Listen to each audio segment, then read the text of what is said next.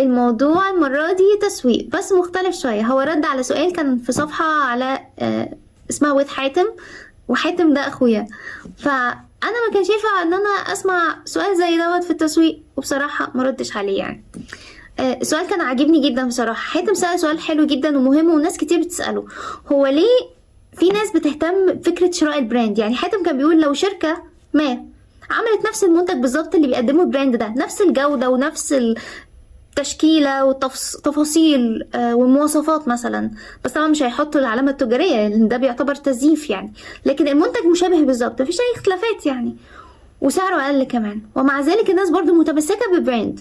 هل تتوقعوا ان الناس تفضل متمسكة ببراند وليه؟ بيفضل الناس متمسكة كتير منهم ببراند برضو برغم كل اللي انت قلته ده.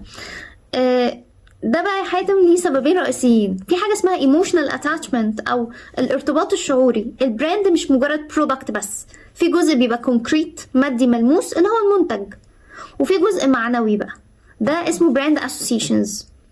الارتباطات الإيجابية الخاصة بالبراند في ذهن الناس اللي بتأثر عليهم شعوريا وبتخليهم يعملوا approach، يعني ان هما يقربوا من البراند ويشتروه، او avoidance يتجنبوه.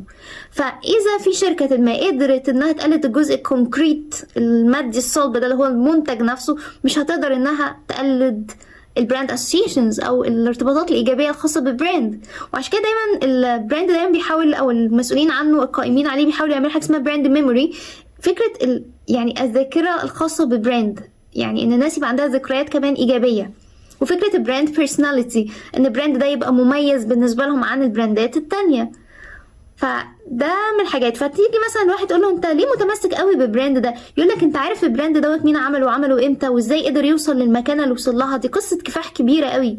فيبقى هو لقى معنى ايجابي في براند مخليه متمسك بيه.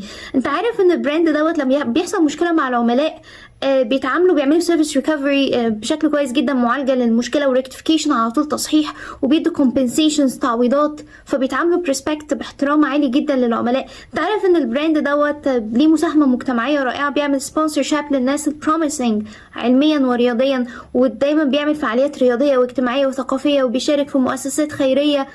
فتلاقي ان الشخص نظرته للبراند اعمق من مجرد انه مجرد منتج بيشتريه بس، فيفضل متمسك بيه. عشان كده دايما بيحاولوا يعملوا لونج تيرم ريليشن شيب مع البراند او علاقه مع العميل، او علاقه طويله الامد مع العميل، بحيث دايما العميل يفضل ستيك للبراند ده، مرتبط بيه هو بس دونا عن الاخرين. السبب التاني بقى مرتبط بالبرسوناليتي. البراند بيأثر على المجتمع ككل، بيبقى تأثير جمعي، مثلا مجتمع دراسة في مدرسة في جامعة whatever المجتمع ايه هو، او المجتمع بشكل عام. فتيجي الافراد في مجتمع معين تقول لهم انتوا شايفين البراند ده ازاي، the way you perceive it يعني، فيقولك والله احنا شايفينه كذا كذا، وشايفين اللي بيستخدم البراند ده او بيشتريه كذا كذا.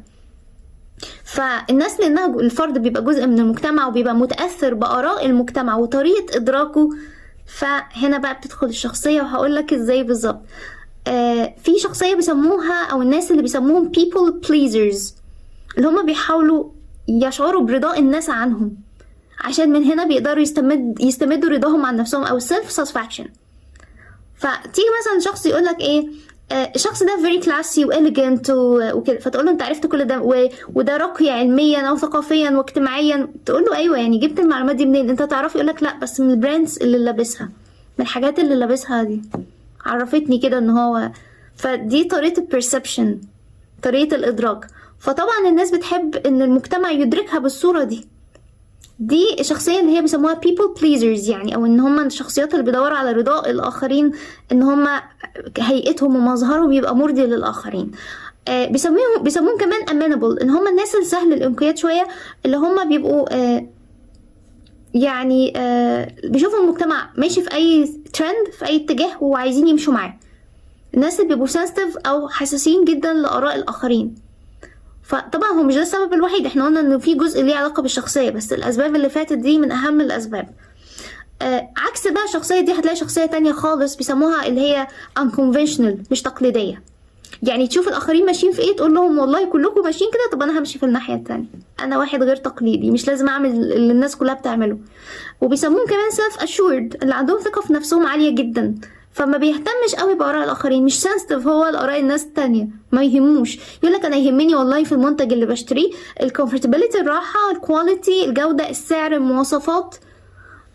اما بقى ان الناس تقعد تقولي مثلا ايه ده البرودكت ده اسمه مش معروف، ده مش براند مشهور، ولا كل ده يفرق معاه، لان هو شخصيته سماتها مختلفه.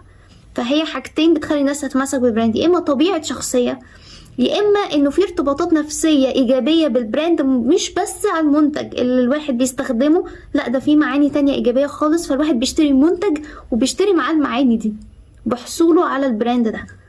بس اتمنى يكون اجابتي مفيده يعني. شكرا يا حاتم.